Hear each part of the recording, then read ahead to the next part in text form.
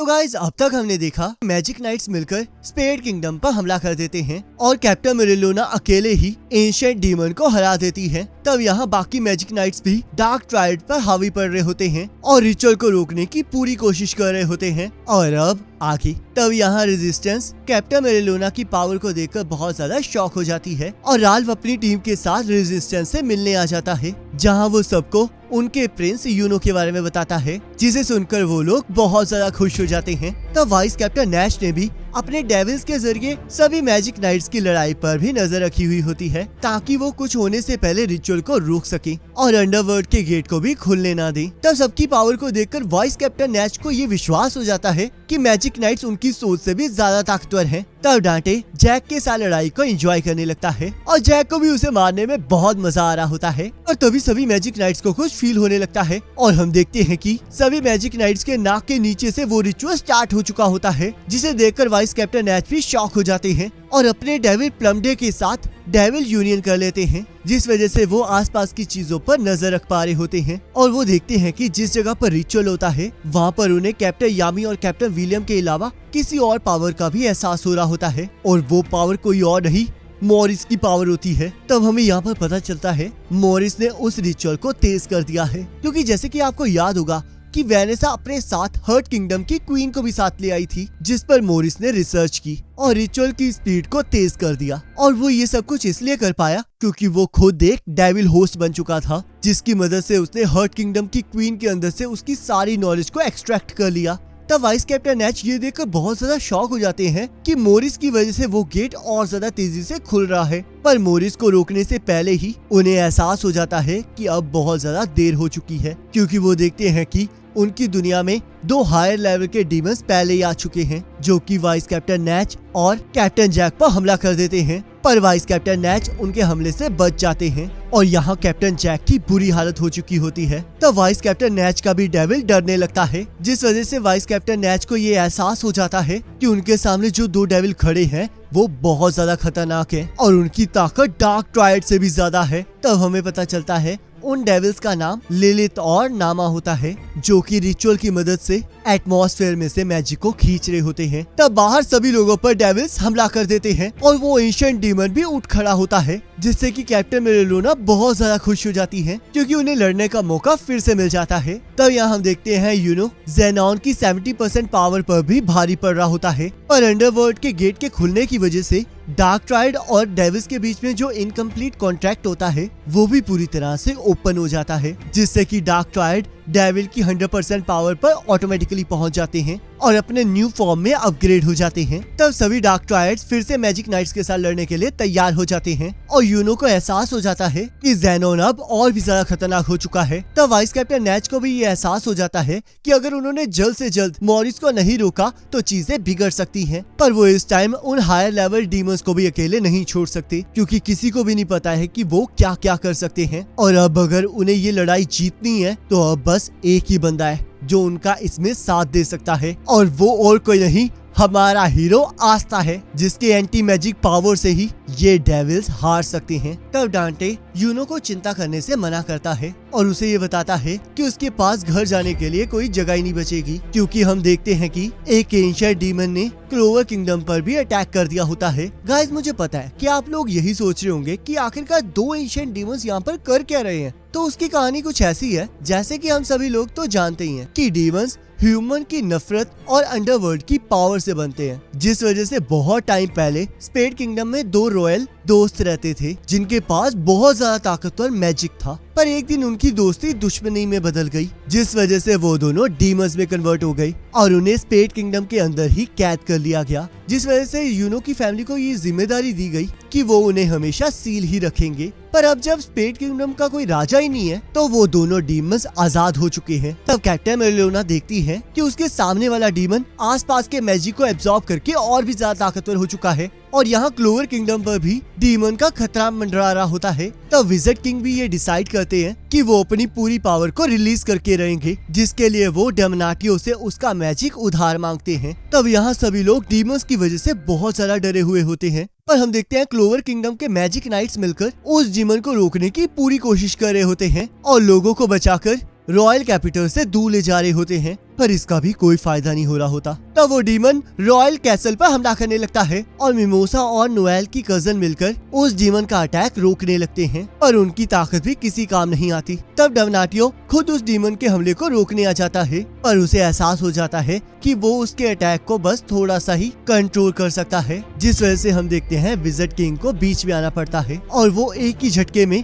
उस डीमन के अटैक को रोक देते हैं। गाइस, मुझे पता है कि आप लोग क्या सोचे हैं। आप यही सोचे हैं ना कि विज़र्ड किंग आखिरकार इतने बड़े कैसे हो गए, वो भी एकदम से। ये इस वजह से हुआ क्योंकि विज़र्ड किंग ने डमनाटियो की पावर को अपने साथ मिलाकर अपनी बॉडी को 10 साल आगे कर दिया है, पर वो इस पावर को सिर्फ थोड़े टाइम के लिए ही यूज कर सकते हैं। तब डमनाटियो और विज़र्ड किंग फिर से उस डीमन पर हमला करने लगते हैं, पर हम देखते हैं विज़र्ड किंग का टाइम खत्म हो जाता है और सभी लोगों को लगता है कि ये उनका अंत है। और तभी एंट्री होती है हमारे हीरो आस्था की, जो कि डेविल यूनियन को यूज करके उस डेविल के हमले को रोक देता है। तब यहाँ डांटे यूनो को चिढ़ा रहा होता है क्योंकि उसके अकॉर्डिंग अब क्लोवर किंगडम को कोई नहीं बचा सकता, पर यूनो उसे हंसते हुए बताता है कि अभी भी क्लोवर किंगडम में एक ऐसा पर्सन है जो कि उन्हें रोकने की ताकत रखता है। और यहाँ हम देखते हैं आस्था की एंटी मैजिक को देखकर सभी लोग शॉक हो जाते हैं, पर अभी भी आस्था को पूरी पावर नहीं मिली होती क्योंकि वो डेविल यूनियन को सिर्फ 5 मिनट तक ही यूज कर सकता है, जिस वजह से वो समय न गवाते हुए उस डीमन की तरफ बढ़ने लगता है। तब सभी लोग आस्था को डेविल समझने लगते हैं, जो कि उन्हें दूसरे डीमन से बचाने आया है, पर आस्था के साथी उन्हें बताते हैं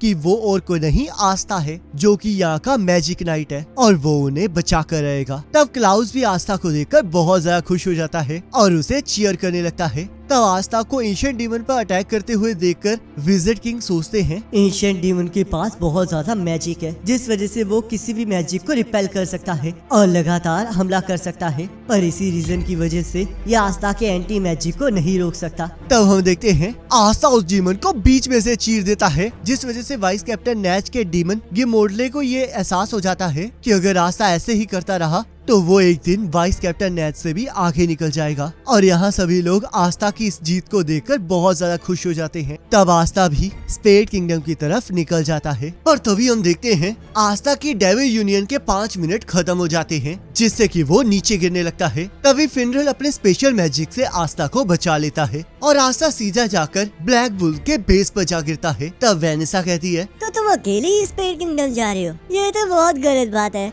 तब आस्था ब्लैक बुल्स को देखकर बहुत ज्यादा एक्साइटेड हो जाता है और यहाँ हम देखते हैं डीमंस ने स्पेड किंगडम पर हमला कर दिया होता है और रेजिस्टेंस अपने लोगों को बचाने के लिए उनके साथ लड़ रही होती है। तो राल्फ और उसकी टीम रेजिस्टेंस का साथ देने आ जाती है, जहां हम देखते हैं राल्फ के स्लो मैजिक और सैली के जेली मैजिक की मदद से वो लोगों को डीमन से छुपाने लगते हैं और वोल्टोस के स्पेशल मैजिक से वो उन्हें वहाँ से बाहर निकालने लगते हैं। तो सैकी सोचता है, वैसे तो यहाँ पर मेरा ये काम है कि अगर कोई भी डीमन हमारे काम में बाधा बनता है तो मुझे उसे ठिकाने लगाना होगा, पर प्लीज कोई भी डीमन यहाँ पर मत आना। तो हम देखते हैं डीमंस रेजिस्टेंस पर भारी पड़ रहे होते हैं, पर तभी कैप्टन वर्मिलियन अपने सैलेमेंडर के साथ उनकी मदद करने के लिए आ जाते हैं और उन सभी डीमंस को जला देते हैं। पर हम देखते हैं अभी भी डीमंस की तादाद बहुत ज्यादा होती है और वो लोग राल्फ और उसके साथियों के पास पहुंच जाते हैं, जिससे कि उन सभी की फट जाती है। तो रेजिस्टेंस अपना पूरा दम लगाकर उन डीमंस को रोकने की कोशिश करने लगते हैं, पर वो डीमंस उन पर भारी पड़ रहे होते हैं। तभी वो लोग देखते हैं कि अचानक से एक रोशनी उन डीमंस को उड़ा देती है और उस रोशनी से सिर्फ उन डीमंस को ही नुकसान होता है। तब हम देखते हैं ये कारनामा नोवेल और उसकी टीम का होता है, जो कि एवेंजर्स की तरह वहाँ पर एंट्री मारते हैं। तो गाइज, अगर आपको ब्लैक क्लोवर का एपिसोड नंबर 170 याद होगा तो कुछ मैजिक नाइट्स